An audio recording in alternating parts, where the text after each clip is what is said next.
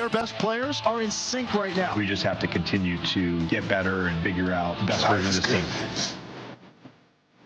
Yes. We're saying? Life is good. Elite workout song. This is Future, I assume? Yeah. Future Vandross. Future Vandross. We are Unsportsmanlike here on ESPN Radio. ESPN2, we are presented by Progressive Insurance, along with Michelle Smallman, David Dennis Jr. in for CC today. Lakers got another one last night. They beat the Rockets again, 124-116. 7-game winning streak for the Los Angeles Lakers. Luka dropped 40. LeBron had 30, but here's the trick on LeBron's 30, or the catch on LeBron's 30. 13 of 14 from the floor, 2 of 2 from behind the arc, 6 dunks, okay? LeBron in March, 7 games played. The team's record, 6-1. Ooh. 15 field goal attempts or less in every game in March. 34 minutes or less in every game but one that was an overtime win against Denver. The Lakers are the 3 seed. They're a game and a half up on Minnesota. They keep pushing Houston down by beating them, which is a good thing because I think that's the team you want to see in the first round. David Dennis Jr., I blurred out all of these numbers. That tells you what about the Lakers and LeBron right now? They just keep winning in part because they have been consistent. That's just what it is. Like, part of what's happening is the rest of the Western Conference is falling apart, and the Lakers are just, in a good stride right now. The Rockets are an absolute mess. It was painful to watch them play these last 2 games, especially. Anthony Edwards is hurt. The Nuggets just lost to the Grizzlies last night. The West is sort of a struggle in that murky 4 through 6 area, and the Lakers are playing better right now. Now, my ceiling for them was being out in the first round. I think they can make it to the second round. That's probably the highest ceiling that I'm going to give them right now. But they're kind of doing a lot of the right things. Like, Luka is playing out of his mind. They have figured out that if they put LeBron more in that dunker spot to be more of the Super Saiyan Draymond, which I've been saying at the beginning of the season, I think that makes the most sense for them. Now, defensively, I still have a lot of concerns for them. I still have a lot of concerns about once they're playing every 48 hours come playoff time and some of those matchups. But the Lakers' ceiling has been raised from what I thought it was a couple of weeks ago, which is at least a good thing for them. And is the ceiling raised because of LeBron's adjusted role? Because of what he is doing to help this Lakers team reach their maximum? I mean, we're seeing a different version of him and therefore a different version of the team, which is resulting in success. It's resulting in wins and wins over some quality teams. Yeah, I mean, a part of it is LeBron James needing to be everything else than what LeBron James has usually been, which is he needs to be the 3rd best player on a team. He needs to be a guy that disrupts defenses, that picks off weak side passes, that gets out in fast break, in transition. Because for all LeBron James' weaknesses at the age of 41, which he is well inclined to have them, he can still get downhill as well as anybody else. And offensively, when he is catching those alley-oops, when he's in that dunker spot, when he is getting backdoor passes, when he's just a disruptive force on offense and defense and not in control of the ball, that is a significant advantage for this Lakers team. Let's just define dunker spot for people that may hear that and may not be familiar with that. Basically, that's low block, right? Yep. So he's on the low block. And the reason, David, I wanted to define that for people is when people think about LeBron James's career, they think about, he's always compared to Michael. Yeah. The comparison game-wise is more Magic than it is Michael, right? And he's playing kind of a point forward at time with the ability to score. He's the leading scorer in the history of the sport. But what the Lakers are having him do, in some ways, is way more similar to what Miami had him do than Cleveland or the Lakers previously, which is treat him like a power forward. Treat him like someone that is as strong as he is. He is unbreakable in terms of his strength, right? 6'8", 250, 240, whatever he is, chiseled beyond belief, and using that power and that ability to dunk, and he's not the greatest three-point shooter in the world, and they have someone at this point in his career that's better at that point forward than he is, which is Luka.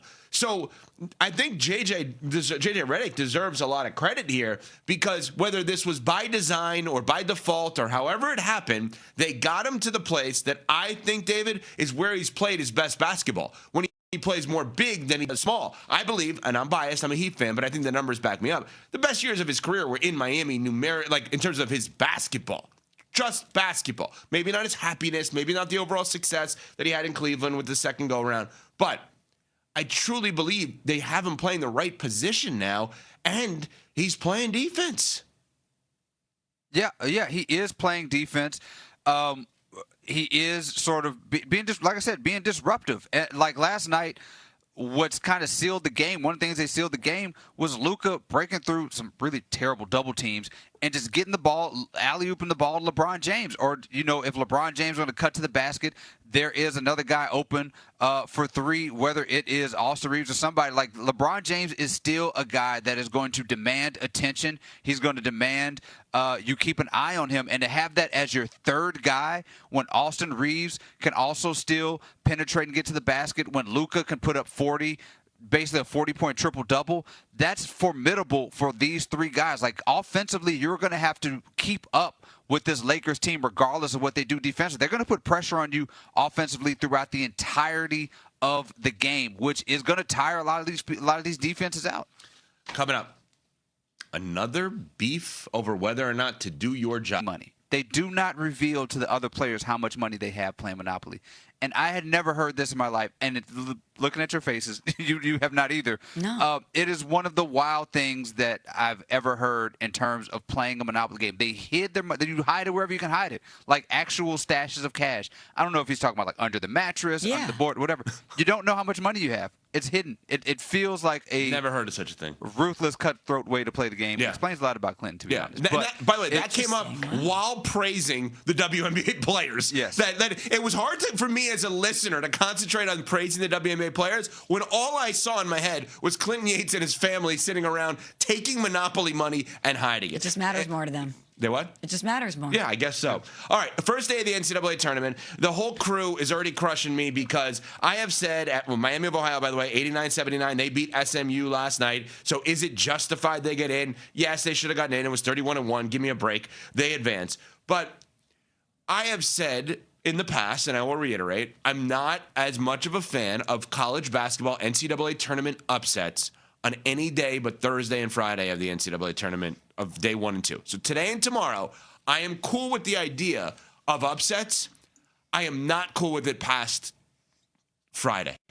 I don't like the Cinderella story. I don't think it's good at all in any way, shape, or form. Because you like front-running teams? Is that why? Because that is what makes this tournament so special. The unpredictability of it all. The fact that there could be a team like a Butler that seemingly comes out of nowhere and America falls in love with them and they make this improbable run. That is why the tournament is so special. And that's why you hate it? No, Butler, you could say that now. Like, you could say that then. Butler is not improbable when we look at who was on that team. That was a Cinderella in the moment. I understand that. We didn't know them. We didn't know the players. We didn't know Brad Stevens. And we fell in love with them. Yeah, but for Butlers, I could also give you George Mason in 06 getting pummeled by the University of Florida. I could give you other schools that have gone on and made it far. And while it's a fun thing, it has nothing to do with front running. You could make it about me. It's not about me. It's about the idea that the tournament is awesome. It was my favorite sporting event forever growing up, and it's still awesome, right? But I look at this, and I say that after Thursday and Friday, like, have double-digit seeds win today and tomorrow. After that, I want the best of the best. I just want the best of the best, David. I want the best basketball with the best competition. I've let you guys talk way too long about Cinderella stories. I mentioned in the Davidson College Elite Eight run, which I think we go. Kind of your school. With your friend. Coincidentally. Coincidentally. I forgot that I even went there, but it's just something that we should just talk about in terms of legendary runs. But you guys want to talk about Butler and all those other schools, whatever. So, Evan, I'm kind of confused here because I think what they call the tournament is March what? Madness. You want the March without the madness. He wants March stagnant. Yeah, like March meh. You want March meh. Madness. No. What I want is, why can I not have a bunch of guys who are going to be in the NBA playing in college against each other? Like, why can I not have that? But you generally, every year, you have that pretty much. Like, that's what happens pretty much every year. And occasionally it does not happen, which is the madness. Like, that, there was so much talk last year because it was pretty much chalk. And, yes, we got some good games, but the madness is what brings fans into it. And the beauty of the tournament. There's always some sort of equilibrium there. Like, so take the Davidson run. Davidson makes the Elite Eight, and you still get a championship of what UNC. I think Kansas was what, like, you have that was 08 then. Yeah, 08. That was Kansas and Kansas. and You still in Memphis, right? And so and UNC was in the Final Four that year. Like, you still have the powerhouses and the stars. You still see those matchups, and one part of the bracket, you have the madness. I think that's the beauty of the tournament. It's not like you have George Mason versus, Miami of Ohio ever in a championship. Like, that does not happen. You have a little madness. You have a little greatness. That's why it's March Madness and not March Madness, which you were proposing. But David, what I'm saying is I'm okay today. I'm just not okay after tomorrow. So you guys want to see Siena beat Duke today. Is that correct? Yeah. Okay, so then you want to see... I want every upset except Penn over Illinois. Okay, so you want to see Siena beat Duke, and then you want to see